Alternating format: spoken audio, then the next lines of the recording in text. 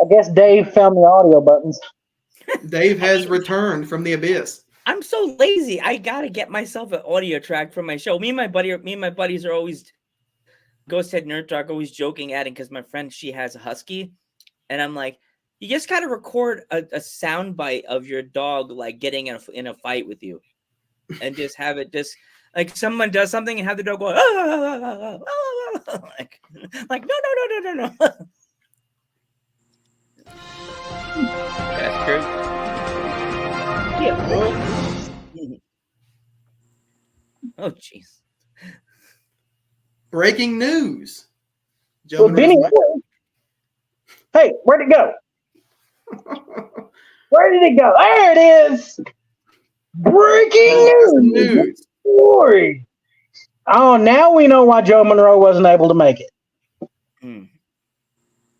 He's a little too worn out from handling Benny last night. Shut up! Oh my God, I don't care! Dave?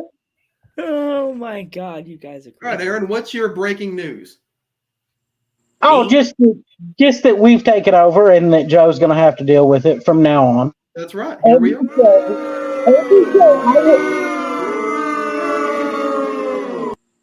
Just wait. You just wait. If Joe can find his balls and make it back for next week's episode, I will make sure to give him a proper welcome back since he's missed this great ECW episode. I'm just going to say that here's a little teaser. That is the FB from Nunzio. There you go. I don't know if you guys saw it, but a couple weeks ago, Aaron destroyed a Nunzio autograph live on the ECW show. Oh my gosh! Okay? When we're done with the show, what did the Italian boy do to you to kill an autograph picture of Nunzio? He just sucks. Okay. Here's the thing. I like Tanner, so I can't mess with his autographs. But my ECW ones that I have ended up getting given to me as bonus items, they came in handy during COVID because I needed toilet paper. So, well. Oh yeah. Well, yeah, we definitely talk about the passing of Kevin Sullivan. That's a great point, Professor Bear. Horrible to hear about the passing of the legendary Kevin Sullivan. I was sad. Taskmaster. I mean, I knew he was sick for a while, but it didn't make it any easier. Shout to his family. Absolutely. Condolences to them. I will say, in the post that I made about it for the Till 5 page, when you really think about it and keep it in storyline, he succeeded in what he set out, and he ended Hulkamania. Oh, yeah. Because Hulk Hogan became Hollywood after the Taskmaster and the Dungeon of Doom and the Horseman and Ultimate Solution and all the other goofies. Loch Ness teamed up to take him on, So he did what no one else could do. He broke Hulk Hogan. Even Sheiky couldn't break Hulk Hogan. You thought it was going to happen. He tried to even break his back and make him humble. That's right, Johnny Lee. Speaking of humble, speaking as well, we lost him. Yeah, we've lost the Sheik this year. Yeah, we've lost Terry Funk. One of the best ones. Funk's a big one for me. Funk is the legend. He is the hardcore wrestling legend. Yeah, Dory's wrestling a match this year in Japan. Yep. At the Terry Funk Memorial Show. Dory wanted it to be a death match. So did Mick Foley, because Mick Foley was trying to train for a death match. Luckily, it's a 6-man death match. Well, Terry lost. We've lost a lot of great legends. Yeah. Now, Terry is the few ECW guys I actually like, and Tanner's heard me say that for years. Terry's the man. Can't be anybody that doesn't like Terry. I mean, that guy worked his ass off his entire career. He did. And put people over when he got older. Put everybody over in ECW. He's the reason why Mick Foley became what he was, because he idolized Terry Funk. Yeah. Our guy Leon Lexington could do a hell of a Terry Funk impression about the night when he got choke slammed out of his shoes. Wow. And that's actually some smartness on Terry, because he saw that Foley was getting up, so he immediately called audible, gets into Undertaker's space. They have an argument for a moment. They gets choke slammed out of his shoes, and that gives Foley enough time to recover his bearings a little bit. Two awesome guys right there. Hard and Soft podcast. Absolutely. They said Terry Funk. And I just want to say one thing. Terry Funk ain't wearing no mouthpiece. That's another thing you can say about Terry Funk. Folks, see, we live on a farm. We got to get shit There you done. go. Gay Briscoe as well. Terry Funk ain't wearing no mouthpiece. Terry Funk ain't wearing no mouthpiece. Yeah, Kurt Angle. All right, guys. So let's get back into the closing bits here on the worst ECW pay-per-views. Anybody got anything else that comes to mind when you're talking about just the worst of ECW? Hardcore Homecoming. You can say that for pretty much any of the tribute shows, with the exception of One Night Stand 2005, the first one. Look, I don't hate 2006 was pretty solid too.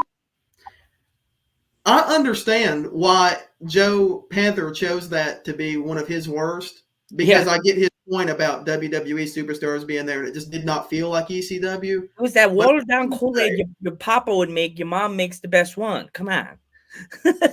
Watered down bullshit.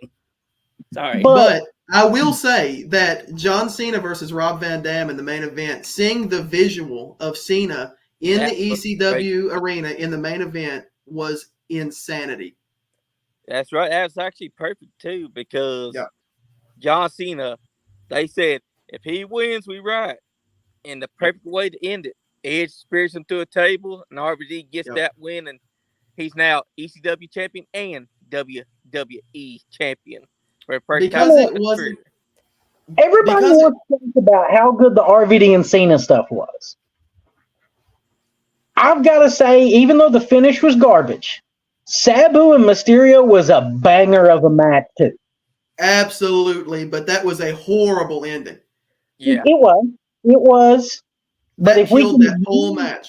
Speaking of horrible endings, you also got to talk about the Eddie Guerrero and He Who Shall Not Be Named match, because Eddie Guerrero felt that at that time when they were booking him to lose, it was coming off of his heel turn on Ray when he was starting the I'm Your Papi storyline. So he basically self-sabotaged the match, but at the same time, the match was all right. It was decent, but to him, he fucked the entire match up completely because he was pissed off with what they wanted him to do. And I can't blame the man. And that was from ECW One Night Stand 2005, which was top to bottom one of the best that they could have done, because you had Paul Heyman dressed down those sons of bitches inside the fucking thing up there, and then you had the brawl, all ECW beating the hell out of the WWF guys. I have a thing from our other side mod, Mr. Joe. It says that was 05. I got I got the Dr. Xavier sent me information in my brain that it was 05. There you go, Joe. Sorry. That's what you said. There you That's go. The 05 pay-per-view. And now, a word from our other sponsors. Don't forget, with this QR code, you can catch some amazing items from the Joe Monroe shop, like a Joe Monroe mug, a Joe Monroe shirt, a Joe Monroe hat. Not really a big fan of the hat. Not really a big fan of Joe Monroe. So go there, check it out. But you know what you can find on there? You can find some Till 5 wrestling merchandise, t-shirts and coffee mugs. Our friends over at the Eldridge and Monroe Horror Show are going to be catching up with everybody at Scarefest. They're going to be there. Hey, yeah, I can see it's popping around the corners. It's cute. Scarefest is going to have our friends there who like to talk about horror movies that don't include Joe Monroe talking about wrestling. That's a horror movie that all of us have to deal with weekly, except for this week, and you're welcome. There it is, the Eldridge and Monroe Horror Show. And we also have a new sponsorship with SeatGeek, thanks to our friends Benny and Jeff the Ruck. You can use code Jeff the Ruck to get 20% or $20 off your purchase. Not 20%, $20. My bad. Dave's sending these out. We've just took over, so I'm not as warmed up with these as Joe Monroe Gamer. Hey, what's up, Johnny? Hey, you guys, check out my little pop. I got a pop of myself. Look at that. Someone made that. And there it is again. That's awesome. Somebody made me that. Looks really good. Made me that. I was like, I'm so honored. She popped me. Ow, I got popped by a girl. Alan Hill says, Joe who? Well, that's right. This is my first time host of a wrestling podcast here, and we are going to keep it running. This is all completely on the fly, a show that was put together on the fly.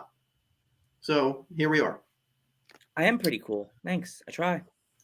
If you can see it, oh wow, it is an Aaron Funko that my darling wife got me, and he's actually got a video game controller and 2 kittens with him. Who's Joe Monroe? Wow, Joe's getting roasted tonight. Hey, I am a pretty cool guy. If you want to follow me on Instagram, it's Joe Panther III. Is that the Jane who thinks that I hate all women's wrestling? Probably. I interview a lot of women's wrestlers, so check out the Joe Panther III show. Let's just clear this up since Joe's not here to mute me. I don't hate all women's wrestling. Not oh jeez. Not funny, Dave. Not funny, Dave. Dave's still here. I don't hate all women's wrestling. I love Timeless Tony Storm. Well, Jane, you don't know who we are because we are brand new, but you know who we are now, so welcome to the show. Yeah.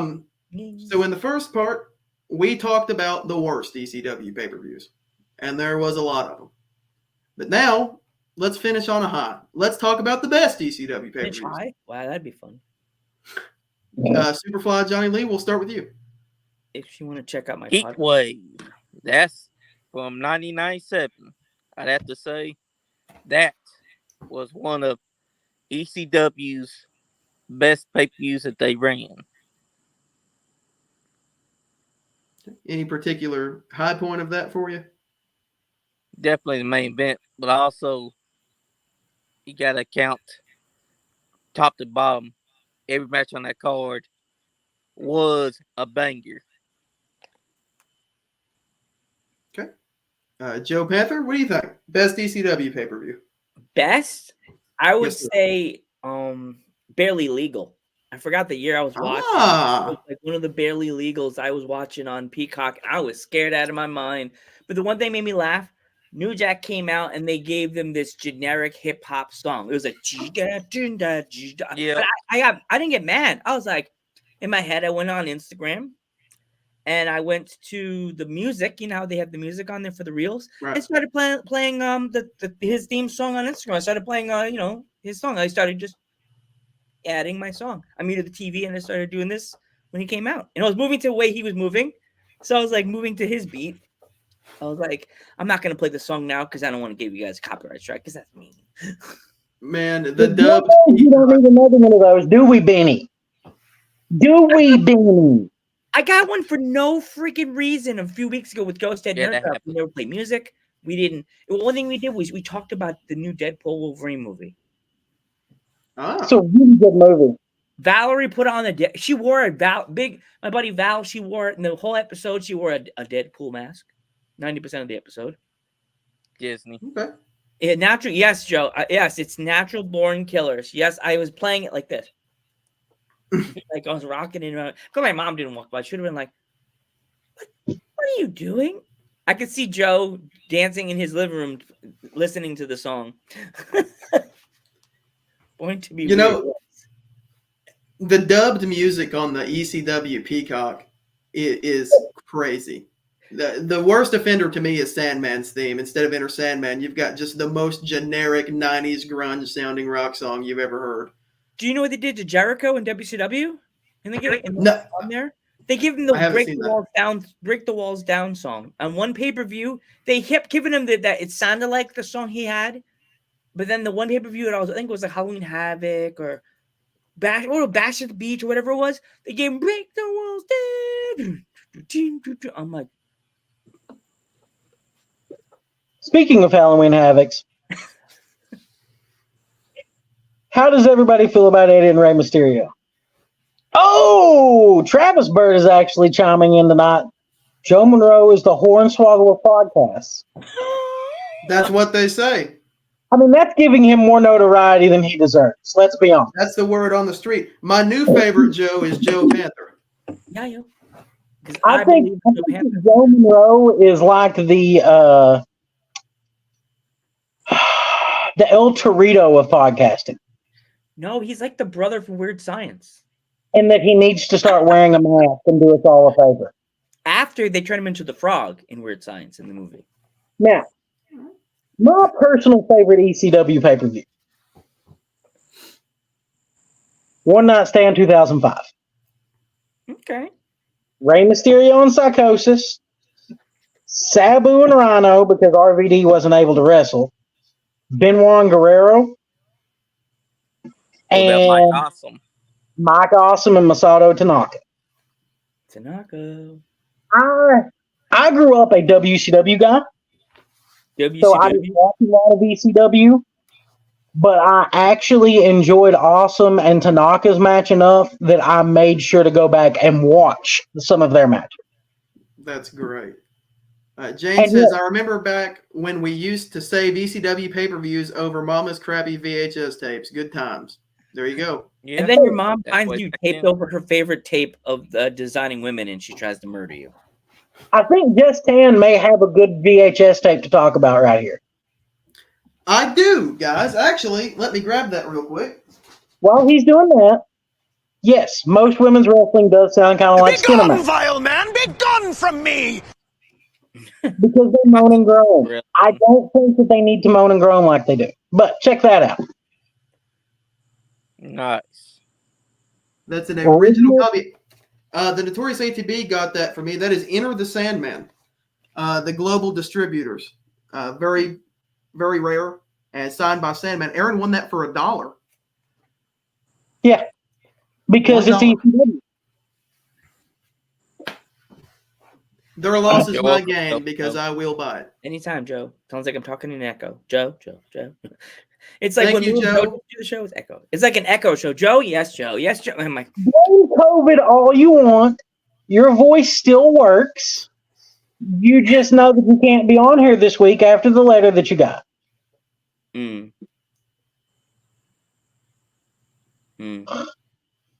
feel like Jane is not exactly my biggest fan, but that's okay. I don't know who she is either. Well, Jane, if you want to she is subscribe a to my she- YouTube channel, woman? just have to just take a little. You're gonna fun like peek it, Jane. on Trust me on that. I'll tell you what, Side screen Jane, Joe variety show.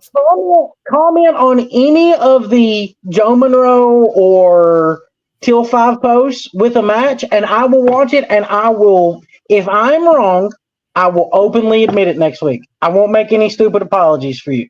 Because I don't know. You're Watched first. any women's wrestling match from 2015 to now.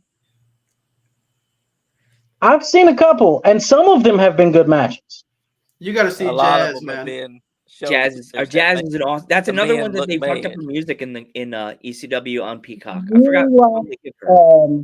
I really do like AEW's women's wrestling Rast. because I feel like they're actually wrestling more than the way that WWE presents theirs as safer divas. And I know they're better now than they were 10 years ago, but I still don't feel it is as authentic as the men's matches. I'll put it that way. Well, we're going to get off that topic because of last week. It was nonstop controversy for us. So I'm going to talk about my favorite ECW pay-per-view now in this time, which is Heatwave 1998. Oh yeah, another good one. The highlights from that show definitely include Justin Credible versus Jerry Lynn. Love me some Just Incredible. Man, anytime you put Just Incredible and Jerry Lynn in the ring together, it was going to be awesome. Love me some Jerry Lynn. You had Lance Storm versus Chris Candido, one of my personal favorite matches of all time. Yeah, I am a die-hard Chris Candido fan. Also on that, you have one of the Masato Tanaka versus Mike Awesome matches. Always a treat. They always had bangers anytime they fought each other. Taz versus Bam Bam Bigelow on that show. What a great match. Is that the famous when he falls through the ring? I think that might be it. They wrestled a few times. I'm not exactly for sure on that one, Joe. That was creepy. And I watched a special how they did that whole spot. Really? Yeah, and Taz said he was scared that he was going to catch his neck when he went into the ring. Guarantee it. He was like, also, you had Dreamer, Sandman, and Spike Dudley versus the Dudleys. Bubba Ray, Devon, and Big Dick Dudley. And that was a great hardcore match. Yep. But the winner of them all to me, and the most notable match of Heatwave 1998 for me, is Rob Van Dam and Sabu versus Jinsei, Shinzaki, and Hayabusa in one of the most electrifying tag team matches you will ever see in your life. R.I.P. to Hayabusa. Absolutely. I mean, just some great wrestlers on that card. You know, ECW, it gets a lot of flack for being known for just hardcore wrestling. A lot of excellent in-ring bell-to-bell wrestlers on that card in Heatwave 98. A lot of people don't even realize the ECW is more than just extreme. They were That's right. diverse.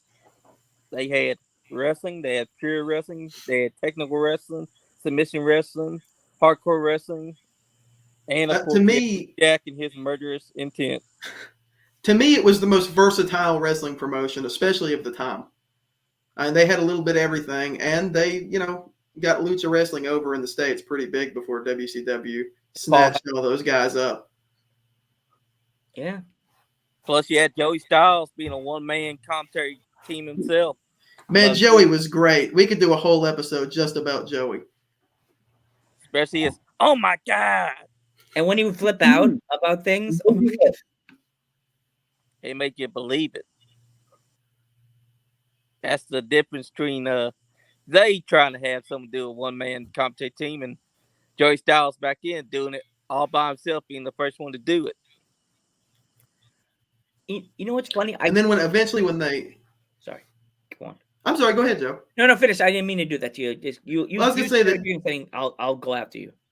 Even when they brought in Don Callis or Cyrus the Virus to be his commentator with him, man, they played off each other so well. Yep. Go ahead, Joe. I'm sorry. He also proved that he was good with Jerry King Lawler because he made you believe that he was really pissed the fuck off with Jerry Lawler. Yeah, the ECW commentators, Joey Styles always is my go-to, like, end-all, be-all hardcore wrestling commentators.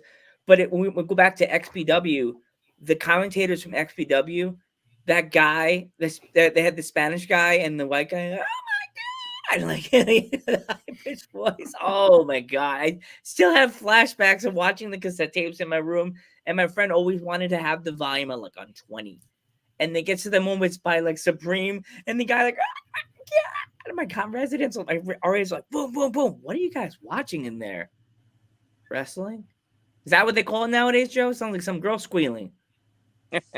Well, whoopsie. Damn you, asshole. Damn you, asshole. Friends of the Squared Circle says Joe Monroe is a bum. Make that decision on your own. That is for everyone to decide on their own.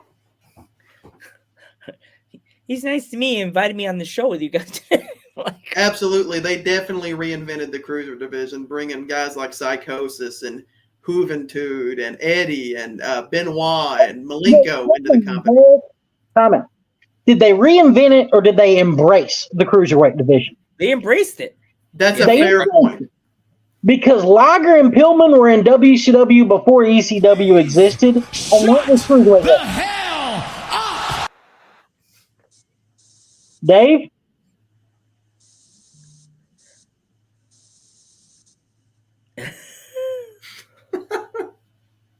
Oh no.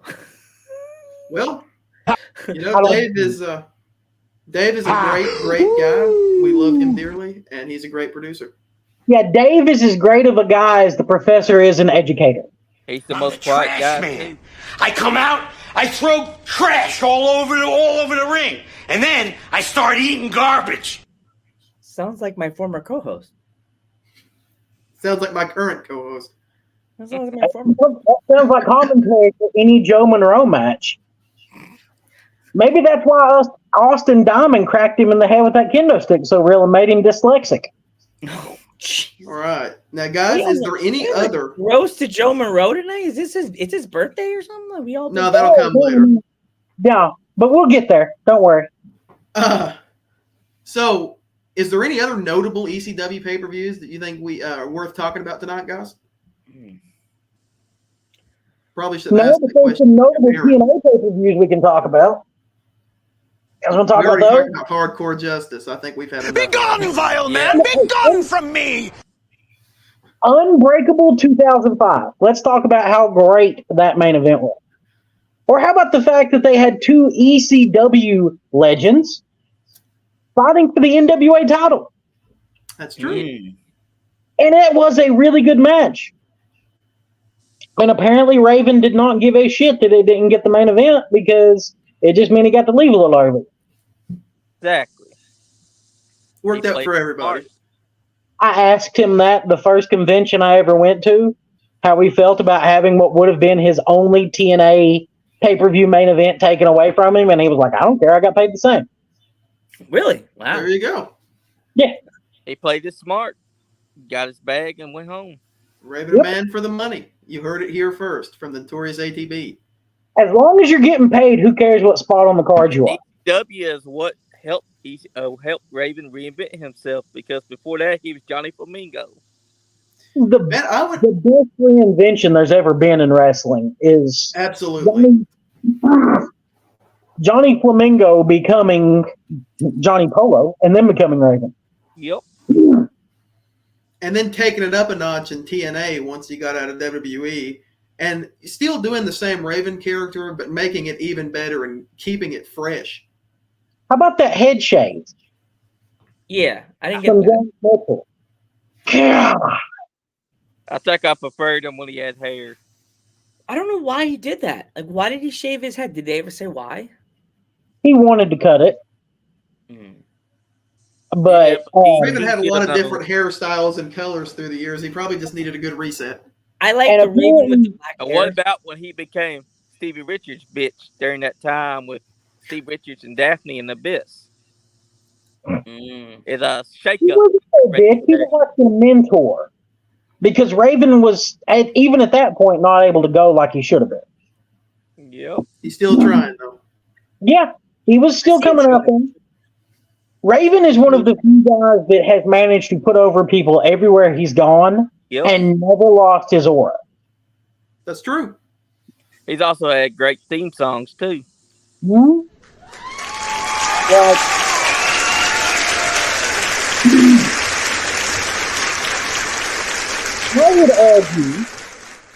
I would argue that if it wasn't for Raven's help, CM Punk would not have gotten the rocket to the WWE that he did, because that entire Ring of Honor rivalry that Punk and Raven had put him on the map, especially when you think that Raven put him with the Gathering in TNA, which helped elevate him on the South, the North, everywhere. So everyone was talking about this CM Punk kid. I totally agree. I think without Raven, CM Punk maybe would have never got to the level that he got to. I wouldn't go that far. I think I would, man. I think he would have gotten there, just not as quickly as he did. I mean, just think about it. For the last 8 years when he was gone completely from wrestling, the fans, there's only one person that they chant for, CM Punk. The man more than earned his way into it. Oh, yeah. Basically helped out that motivation into WWE. Cody Rhodes was a big fan of saying do the work. No one has done the work as much as CM Punk did to get noticed. Exactly. And there's been many that have tried, and they just couldn't get noticed. What did you? The thing is not here, so I have to help educate tonight. I'm an associate professor at Jericho at the Learning Tree University, so I'm just here to help. That's a My one last little thing, my last rivalry, I still can't get out of my head was the Tommy Dreamer Raven rivalry. That rivalry always has a spot in my heart in hardcore wrestling because that famous moment when he's on the cage. Yes, I was about to mention that. The crucifixion of Sandman. like the guy on the cross, and I'm just like, it was grade A story perfection to have Sandman's family involved as well. Being Raven's brainwashed son and woman now, and making Sandman have to watch in anger. And they 5 missed kendo stick shots to the back of his head. 5 missed ones? Jeez. What are you, a stormtrooper?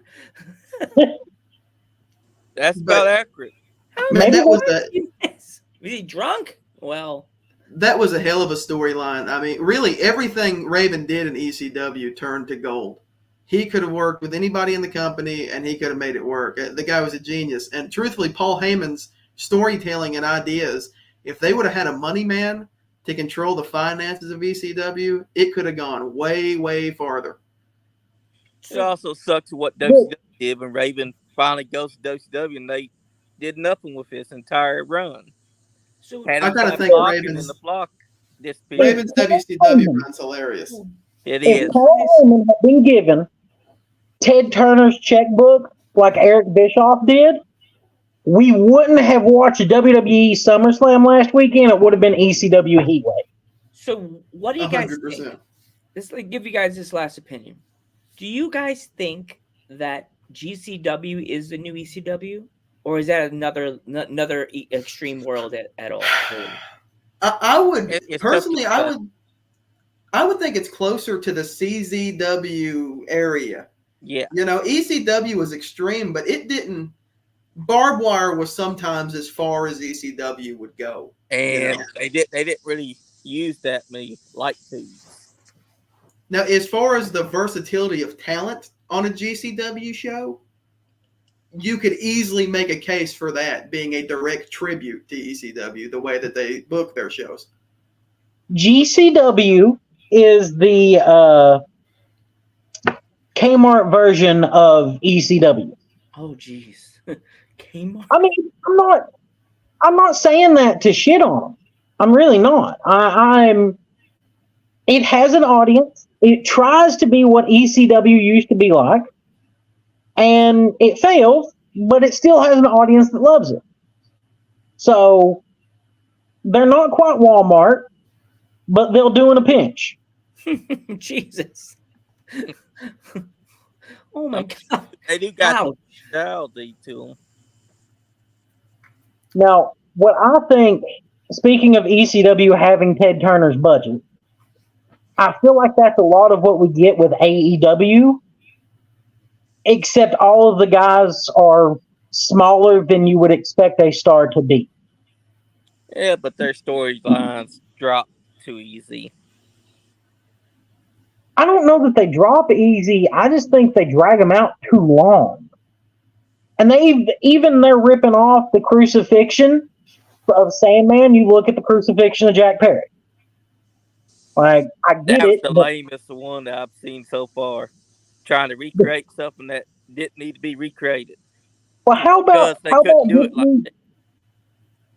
this week's Jack Perry hating Taco Bell commercials moment? Did you guys know that was the weirdest shit that I've ever seen. A commercial that popped me big time while I was on the couch. What about Swerve and Hangman Page starting their feud off with something that should have ended the feud? A Texas. See, I totally agree. As great as that Texas death match was, that should have 100% ended the feud. And only a Mark running the ship would do something like that. Exactly, because he ran it backwards. That's shit I would do on a video game. Here's the thing. He's got enough money that he can do that. Yeah, but it's stupid. It needs to be structured and logical. And that wasn't logical because They start out with the Texas Death Match, and then they continue to feud. You're looking. Should have ended it. The problem is that when you say stuff like that, we're looking at it from what we know about the wrestling business point of view. We expect it to tell the story. That's not what Tony Khan is not trying to make a successful business. He's having fun with wrestling. That's why if I was a billionaire, I'm pretty sure I would be putting on goofy matches every week too. I'd want to make money off it. He doesn't need it. Don't matter. If you're going to run a business like that, and you got all this talent, you got all these great people that you can have good storylines with, good wrestling with, you're going to want to make money. Because even if you don't need it, a little extra cash doesn't hurt nobody. Look, man, as long as the wrestlers are getting paid and everybody's happy, I don't see a problem with it. As long as the checks don't bounce and Tony Khan's the one paying for it all, I don't care what he does with it. We can watch Tony Khan's toy box every week. Yep. And especially since Nigel McGuinness is getting a paycheck because he deserves a lot of those. Yes, sir.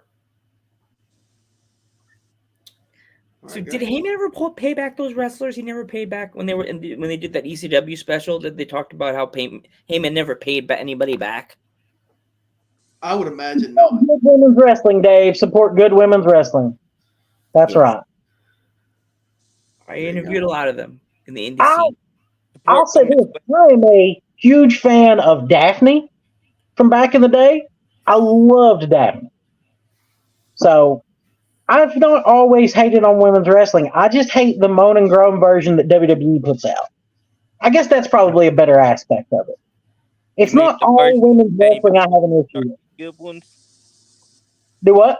You mean the version that WWE's doing before we start getting the good wrestling? Because the moan and groan that you're talking about is the one where they do bra and panty matches, nonsensical evening gown matches. That you whole will fancy the moan and groan today out of WWE's women's match. Man, really, NXT women's matches are freaking awesome right now. Yes, I don't know if anybody's checked any of that out, but they've got some excellent wrestlers down Okay. Point for Tan. Looks like I'm staying on the show, pal. Well, no shit. Why do you think you have the responsibility of hosting it? Like, I could get it when Joe's not on here. But I'm more mature than you, and everyone else in line happened to either be sick or not be available tonight. So 5 pegs down the line was me. So it fell into my lap. 5 pegs down Joe Monroe's line, you showed up. You were doing what with Joe's peg? What? Should have chose some better words. On that note, let's close out on that one. We will start with Superfly Johnny Lee. What do you got going on, Johnny? Tell the fans. Well, next week we got 2 shows. We continue our NWA Wrestling Appreciation Month because we're going to have Legends Wednesday and Thursday night. Barry's going to get back with me. He's going to let me know what legends we're going to be bringing on. I'm going to make the flyer and I'm going to set it up.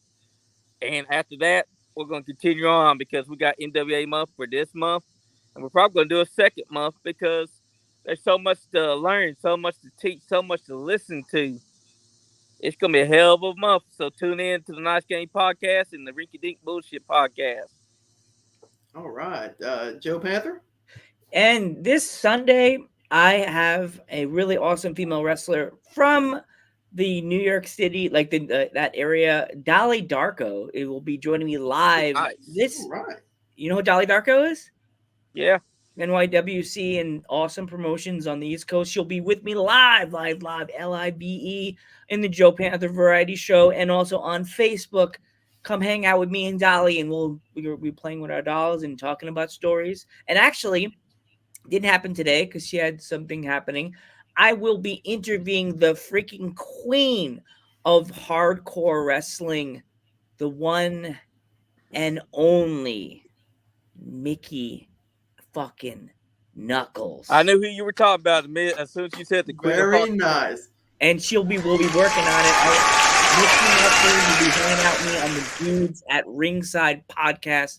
date to be announced when this will air. Not too sure when. If I'm gonna ask her if she wants to go live. If she wants to go live, I will give you guys the dates. I will send the poster and tell Joe pump the episode. And if you guys want to pop in to ask Mickey Knuckles questions, I will tell Joe. You guys. I don't want to overwhelm more questions, but if you guys want to join me, I'll tell her. Hey, ask her if she want to be okay. It'll be okay. More people come in and ask her questions. But it's Mickey fucking Knuckles will be joining me on the Dudes at Ringside podcast. That's if you awesome. want to check me on subscribe, check me out on the Joe Panther Variety Show on YouTube. Every week we have a new guest. This month is UK Wrestling Month. I represent the peeps from the UK. There's a lot of wrestling in the UK and the indie scene that is undiscovered that you guys should definitely just check it out. Look up UK Wrestling and you could find some banging wrestlers. This month you should just check out some of my interviews I did so far. Check out someone like Lana Austin in the UK wrestling scene. Yeah. She does a hell of a job. There's a female wrestler you should look up. Her name is Alfie. She's from the UK. She's like a hardcore wrestler in the UK. She uses chairs. If they like in the promotion I used to check out CPW, Coventry Pro, they're the cutesy girls. I want to be hardcore. They're like, Alfie, you want to teach this girl why she shouldn't be doing this? And they'll send her with Alfie. Alfie's another good one. She has a bear. She puts chains inside the bear. Nice. Yeah, check me out on YouTube, Joe Panther Variety Show. Thank you guys. This was great. Thanks, man. I know this was a complete cluster. I appreciate you guys still coming on. Aaron, I would like you to go ahead and say your piece before I close us out here. First off, Danny Moe is a really good modern women's wrestler. Okay. And I feel like if we're going to talk about good women's wrestlers, we need to put her over. Yep. No. Absolutely. And Hollywood Haiti J. Joe Monroe. Yeah. If Joe Monroe can manage to find a book talk about where his testicles have went off to and hid from, he can come back next week and he can try and convince us all that Paul Heyman is his great messiah. And in reality, Paul Heyman just screwed over everybody that worked with him. He took the bag and ran. Just like Joe Monroe's doing. Yeah, we've got shirts and coffee cups available, but where does that money go? It ain't going to my pocket. It ain't going to Tan's pocket. Pretty sure it's going to Joe's.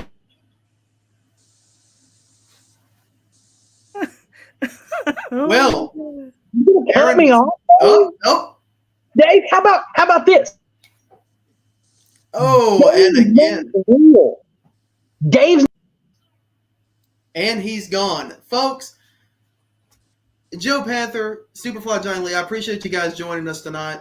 I am Just Tan Credible, Notorious ATB's co-host from TL5 Wrestling. It was great to meet you guys. I hope to see you guys again.